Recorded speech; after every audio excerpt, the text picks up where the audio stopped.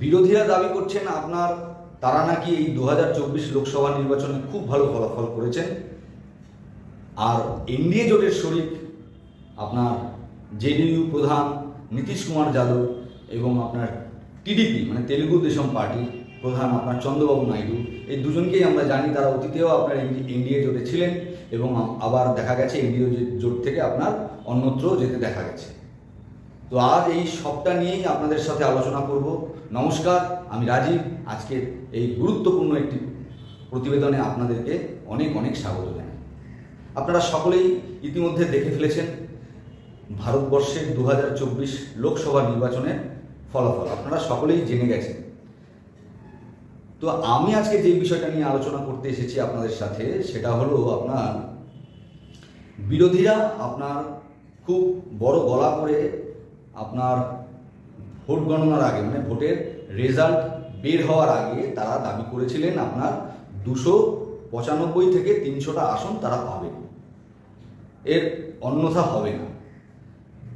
কিন্তু যখন result out হলো আমরা দেখতে পেলাম যে বিরোধী জোট মানে 13টা দল নিয়ে একটা অশুভ জোট এই ভারতবর্ষের বুকে একটি রাজনৈতিক দলকে পরাজিত করবার জন্য গঠিত হয়েছিল। সেই 13টি জোটের যে অশুভ জোট, সেই 13টি জোটের যারা জোট সঙ্গী তারা সকলে মিলেও ভারতীয় জনতা পার্টির প্রাপ্ত সিটের উপরে যেতে পারেনি। ভারতীয় জনতা পার্টি যেখানে 241টা আসন পেয়েছে, সেখানে এই 13টা দল নিয়ে গঠন করা ইন্ডি জোটের ফলাফল সেখানে কিন্তু 232, তারা মোট 232টা আসন পেয়েছে। চিন্তা করে দেখুন, 13টা দল মিলে যেই জোটটা করেছিল সেই জোটটা বিজেপিকে ছাপিয়ে যেতে পারেনি। বিজেপির থেকে 9টি আসন কম পেয়ে তাদেরকে থেমে যেতে হয়েছে, তাদেরকে থামতে হয়েছে। আবার তারাই ভোটের পরে ভোটের রেজাল্ট আউট হওয়ার পরে তারাই আবার প্রেস কনফারেন্স করে বলছেন যে আমরা নাকি খুব ভালো ফলাফল করেছি, খুব ভালো ফল করেছি। যারা আপনার রেজাল্ট আউট হওয়ার আগে যারা দাবি করছিল তারা সংখ্যাগরিষ্ঠতা নিয়ে 272টার উপরে আসন নিয়ে ম্যাজিক ফিগার নিয়ে তারা সরকার প্রতিষ্ঠা করবে, কিন্তু যখন 232-এই তাদের থামতে হলো, বিজেপির থেকেও কম আসনে তাদেরকে থামতে হলো, তখন তারা বলছেন যে আমরা খুব ভালো ফলাফল করেছি। যারা সরকার গঠন করবে বলেছিল 232টা আসন পেয়ে তারা বলছে খুব ভালো ফলাফল তারা নাকি করেছে। এবং আপনারা সবাই শুনেছেন খাগড়ে যিনি আছেন কংগ্রেসের সভাপতি, তিনি বলছেন যে এই সমস্ত কৃতিত্বটাই রাহুলের, সমস্ত কৃতিত্বটাই নাকি রাহুলের। আবার রাহুল বলছে যে দেশের মানুষ মোদিজিকে পরাজিত করতে চেয়েছিল, তাই মোদিজির বিরুদ্ধে ভোট দিয়েছেন। কিন্তু আদতে দেখা গেছে সেই 13টি দলের জোটের চাইতেও ইন্ডি জোটের চাইতেও বিজেপি একা 241টা আসনে জয়লাভ করেছে। সবথেকে বৃহত্তম, ভারতবর্ষের সবথেকে বৃহত্তম রাজনৈতিক দল, সবথেকে লার্জেস্ট পলিটিক্যাল পার্টি এই মুহূর্তেও দাঁড়িয়ে যদি ধরেও নিই ভারতীয় জনতা পার্টির ফলাফল খুব খারাপ হয়েছে, তারপরেও সবথেকে লার্জেস্ট পলিটিক্যাল পার্টি কিন্তু ভারতীয় জনতা পার্টি, অন্য কোনো রাজনৈতিক দল নয়। তবে হ্যাঁ, আমরা জানি বিজেপির যারা জোটসঙ্গী আছে, এনডিএ জোটে যারা আছে, সেই চন্দ্রবাবু নাইডু মানে টিডিপি এর আগেও বিজেপির সাথে জোট করে মাঝপথে বেরিয়ে গেছিল।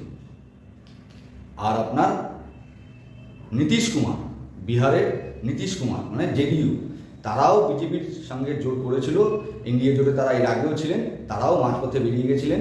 কিন্তু আবার এই 2024 সালের লোকসভা নির্বাচনের আগেই আবার বিজেপির সাথে জোটে সামিল হয়েছে।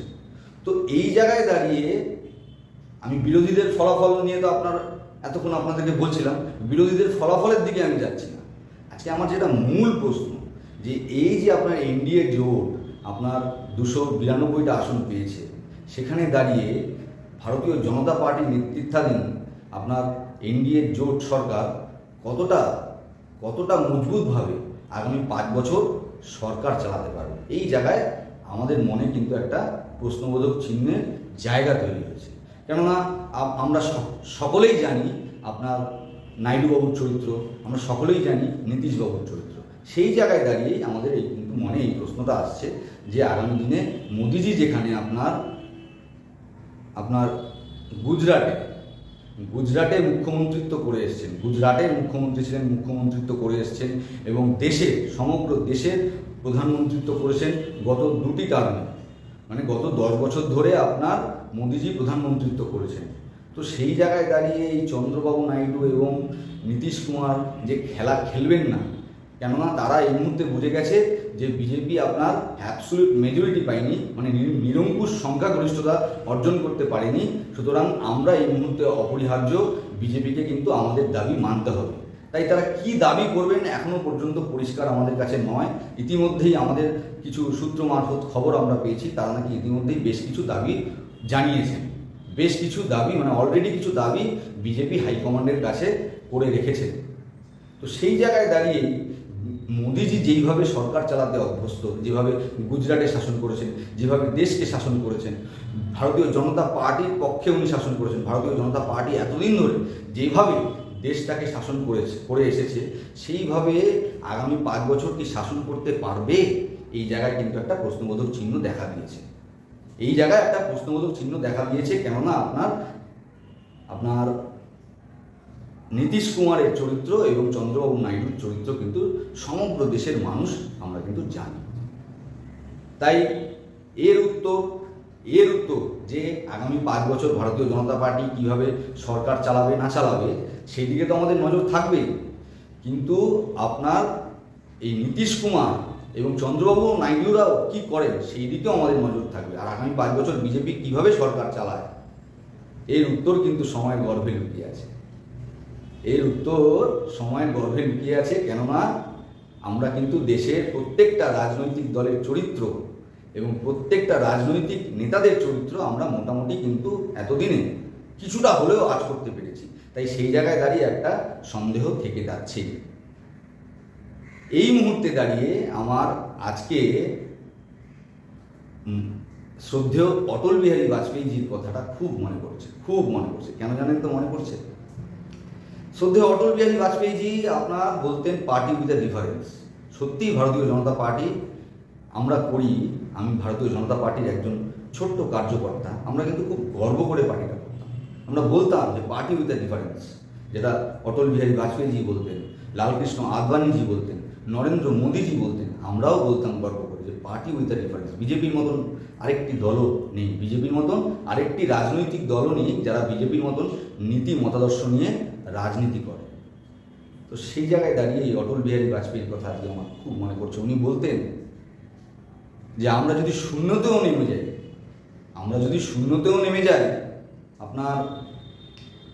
আমরা অন্য দল থেকে কার্যকর্তাদেরকে নেব না, অন্য দলের কোনো কর্মীকে, অন্য দলের কোনো নেতাকে আমাদের দলে জায়গা দেব না, অন্য দলের কোনো দুর্নীতিগ্রস্ত নেতাকে, কোনো রিকগনাইজ নেতাকে আমরা আমাদের দলে জায়গা দেব না। তাতে হয়তো আপনার সাময়িকভাবে ভালো ফলাফল হতে পারে, কিন্তু লং টার্মে ভবিষ্যতের দিকে যদি আপনারা তাকান ভালো রেজাল্ট কখনোই সম্ভব না।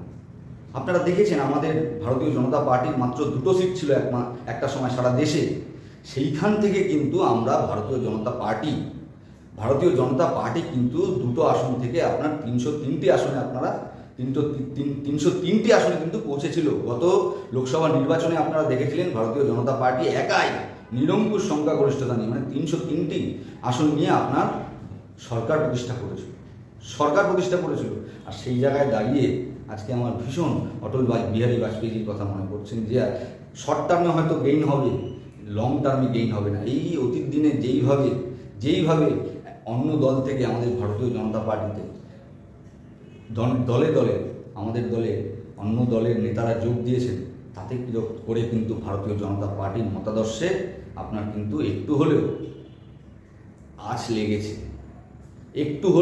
লেগেছে। তো সেই জায়গায় দাঁড়িয়েই আজকে আমি আমার দলের নেতৃত্বের কাছে এই আবেদন রাখতে চাই যে আপনারা আগামী দিনে যারা আমাদের নেতৃত্বস্থানীয় আছেন তারা কিন্তু এই বিষয়গুলো নিয়ে খুব কঠোরভাবে আঁটোসাঁটোভাবে সিদ্ধান্ত নেবেন। আর নইলে কিন্তু এই যেমন অন্যের মুখের দিকে চেয়ে থাকা চাতক পাখির মতন এইবার যেমন চেয়ে থাকতে হচ্ছে ভারতীয় জনতা পার্টিকে ওই আপনার জেডিইউর দিকে, ওই আপনার টিডিপির দিকে, আগামী দিনেও কিন্তু এই জিনিস আরও বাড়তে থাকবে। তাই এই জিনিস যাতে বন্ধ করা যায়, এই জিনিস যাতে চিরতরে বন্ধ করা যায়, ভারতীয় জনতা পার্টি যাতে প্রত্যেকটা বার নিরঙ্কুশ সংখ্যাগরিষ্ঠতা নিয়ে সরকার প্রতিষ্ঠা করতে পারে, তার জন্য কিন্তু আমাদের নীতি নির্ধারণটা ঠিক করতে হবে। এইটুকুনি বলে আজকের মতন আমার এই সংক্ষিপ্ত প্রতিবেদন এখানেই সমাপ্ত করছি। সবাই ভালো থাকবেন, সুস্থ থাকবেন। জয় হিন্দ, বন্দে মাতরম, ভারত মায়ের জয়।